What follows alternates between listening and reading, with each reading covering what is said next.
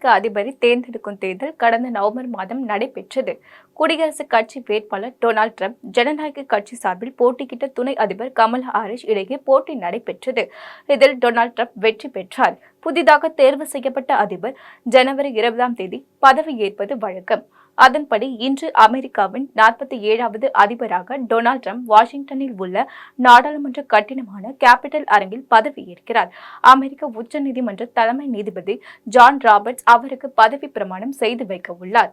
இந்நிகழ்ச்சியில் துணை அதிபராக கேட்டி வான்ஸ் பதவியேற்கிறார். பதவியேற்ற பின் புதிய அதிபர் ட்ரம்ப் உரையாற்றுகிறார்.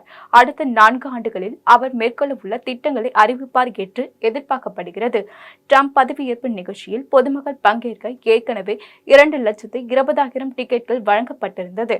ஆனால் கடும் குளிர் நிலவுவதால் கேபிட்டல் கட்டிடத்தின் உள் அரங்கிற்கு பதவியேற்பு விழா மாற்றப்பட்டது. அதில் 600 பேர் மட்டுமே பங்கேற்க முடியும். அதே சமயம் பதவியேற்பு விழாவின் நேரடி ஒளிபரப்பை ட்ரம்ப் ஆதரவாளர்கள் பார்ப்பதற்கு கேபிட்டல் ஒன் விளையாட்டு அரங்கில் சிறப்பு ஏற்பாடுகள் செய்யப்பட்டுள்ளது. அங்கு 20,000 பேர் பங்கேற்க முடியும். அமெரிக்க அதிபர் பதவியேற்பு விழாவில் வெளிநாட்டு அதிபர்களுக்கு வழக்கமாக அழைப்பு விடுப்பதில்லை. ஆனால் டொனால்ட் ட்ரம்ப் சிலருக்கு அழைப்பு விடுத்துள்ளார். இத்தாலி பிரதமர் ஜார்ஜியோ மெலோனி பதவியேற்பு நிகழ்ச்சியில் கலந்து கொள்கிறார். ஹங்கேரி, அர்ஜென்டினா, சீனா அதிபர்களும் அழைப்பு விடுக்கப்பட்டுள்ளது. ஆனால் அவர்களது வருகை உறுதி செய்யப்படவில்லை. இந்தியாவில் இருந்து வெளியுறவுத்துறை அமைச்சர் ஜெய்சங்கர் கலந்து கொள்கிறார். அதிபர் பதவியில் இருந்து வெளியேறும் ஜோ பைடன், துணை அதிபர் பதவியில் இருந்து வெளியேறும் கமலா ஹாரிஸில் அமெரிக்க முன்னாள் அதிபர்கள் Bill Clinton, George W Bush, Barack Obama ஆகியோரும் பதவியேற்பு நிகழ்ச்சியில் பங்கேற்கின்றனர். தொழிலதிபர்கள் Elon Musk, Jeff Bezos, Mark Zuckerberg, Mukesh Ambani உள்ளிட்டோரும் ட்ரம்ப் பதவியேற்பு விழாவில் பங்கேற்கின்றனர்.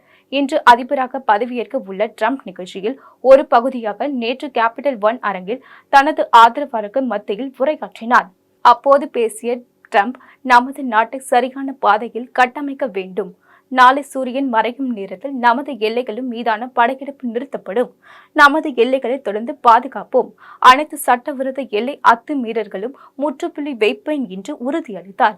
அமெரிக்க மண்ணில் செயல்படும் ஒவ்வொரு சட்டவிரோத அந்நிய கும்பல் மற்றும் புலம்பெயர்ந்த குற்றவாளிகளையும் வெளியேற்றுவோம் என்றும், மத்திய கிழக்கில் அமைதிக்காக முதல் படியாக நாம் போர் நிறுத்த ஒப்பந்தத்தை அடைந்துள்ளோம். கடந்த நவம்பரில் நாங்கள் பெற்ற வரலாற்று சிறப்புமிக்க வெற்றியின் விளைவாகவே இந்த ஒப்பந்தம் ஏற்பட்டுள்ளது. தற்போது 3 பிணை கைதிகள் விடுக்கப்பட்டுள்ளனர். நான் அதிபராக இருந்திருந்தால் இந்த காசா போரை நடந்திருக்காது என்றார். நமது நிர்வாகம் மற்றும் கிழக்கில் 3 மாதங்களுக்கு இவை அனைத்தையும் சாதித்துள்ளது என்றும் கூறிய அவர், கடந்த 4 ஆண்டுகளில் ஜோ பைடன் அதிபராக இருந்து சாதித்ததை விட அதிகாரத்தில் இல்லாமலேயே கடந்த 3 மாதத்தில் மேலும் உக்ரைனில் நடைபெற்று வரும் போரையும் விரைவில் முடிவுக்கு கொண்டு வருவேன் என்றும், மத்திய கிழக்கில் நீடிக்கும் குழப்பத்தை தீர்த்து வைப்பேன், 3ஆம் உலக போர் நிகழாமல் தடுப்பேன் என்றும் பேசினார். இந்த நிலையில் அமெரிக்காவின் 47வது அதிபராக இன்று பதவியேற்க உள்ள டொனால்ட் ட்ரம்ப் பதவியேற்பு விழாவில் அடுத்தடுத்த 4 ஆண்டுகளில் மேற்கொள்ள உள்ள திட்டங்களை அறிவிப்பார் என்று சொல்லப்படுகிறது.